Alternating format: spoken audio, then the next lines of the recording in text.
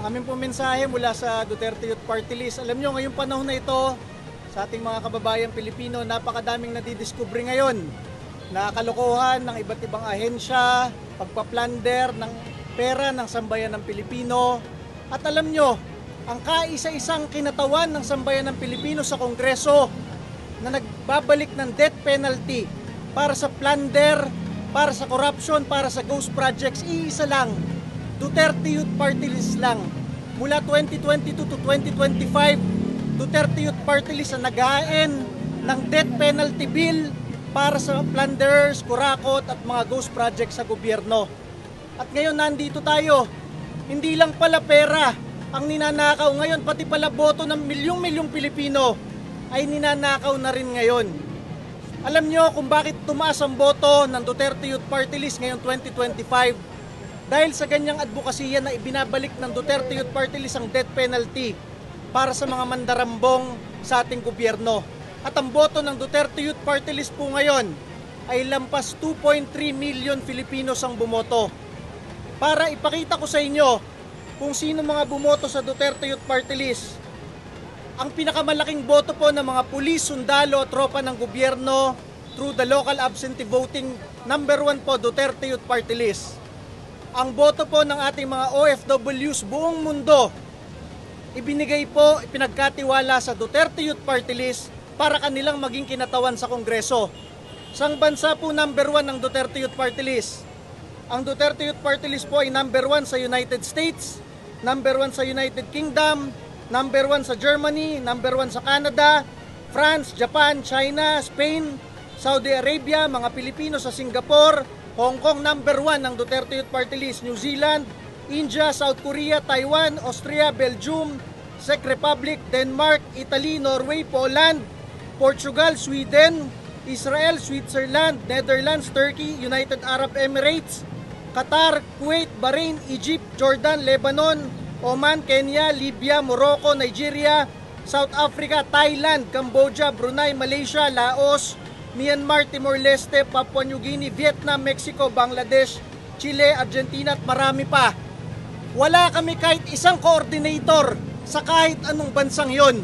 Pero ang ating mga kababayang Pilipino sa napakaraming bansang iyon, ang ginawang number 1 na party list na ibinoto nila dito sa ating bansa, Duterte Youth Party List. Kaya po, nung May 19, dapat nakita ng milyong-milyong Pilipino na umupo ang kanilang binotong kinatawan sa Kongreso. Saan kayo nakakita? Hindi lang pera ang ninanakaw ngayon, pati ang milyong-milyong boto. Ang mga natatalo, nananalo ngayon.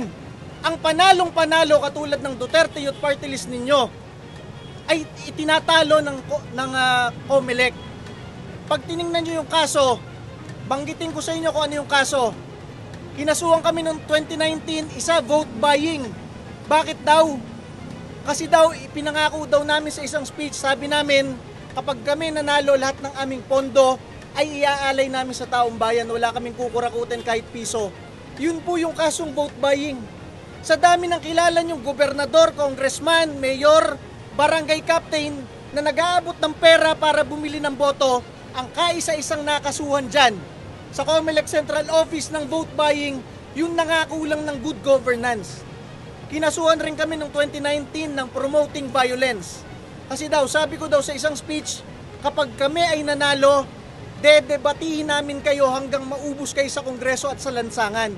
Kilala naman ako nakikipagdebate sa mga congressman na mga kaliwa. Kilala naman ako nakikipagdebate sa lansangan kahit kay Jim Paredes sa EDSA Shrine. Ang kinaso sa amin, promoting violence tantamount to mass murder. Gawa lang ng isang linyang uubusin namin kayo pag dinebate namin kayo. At kinatigan ng COMELEC yon. Yung mga nag-aral ng batas sa COMELEC na abogado, sinabi nila, totoo to. Kami na nga lang ang lumalaban sa mga teroristang NPA, kami pa ang nadeklara na nagpo-promote ng violence tantamount to mass murder.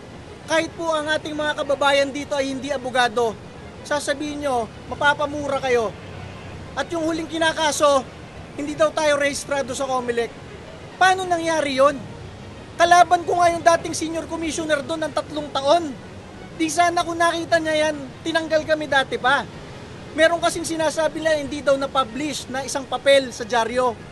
Anong sabi nung nagpapasalamat kami sa isang presiding commissioner ng COMELEC, kay presiding commissioner Ray Bulay, dahil doon po sa decision nag-side siya sa Duterte Youth Party List.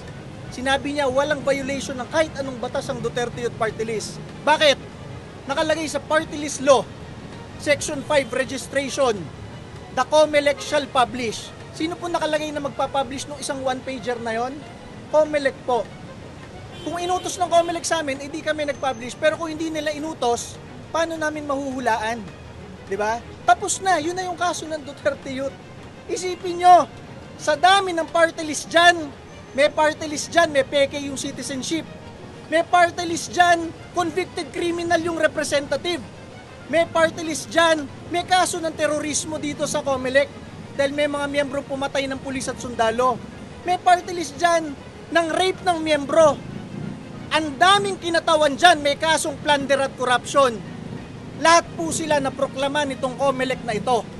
At tayo, ang kaisa-isang kinatawan ng taong bayan na nagbabalik ng death penalty para sa lahat ng plunderer sa Pilipinas, sa lahat ng kurakot sa Pilipinas, sa lahat ng gumagawa ng ghost project sa Pilipinas.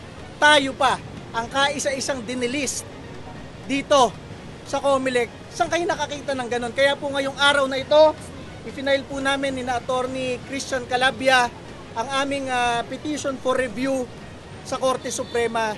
Masabi ko sa inyo, napakaraming opisina ng gobyerno ngayon, napaka-abusado, ginagamit ang kanilang mga kapangyarihan para baloktotin ang mga bagay. Pero dito po sa Korte Suprema, sigurado po mananalo tayo. Dahil pag nakita nila yung batas na nagsasabi na ang kailangan mag-publish ng one-pager na yon ay COMELEC, hindi pwede yung ginawa ni COMELEC na hindi kasalanan ni Duterte Youth yan.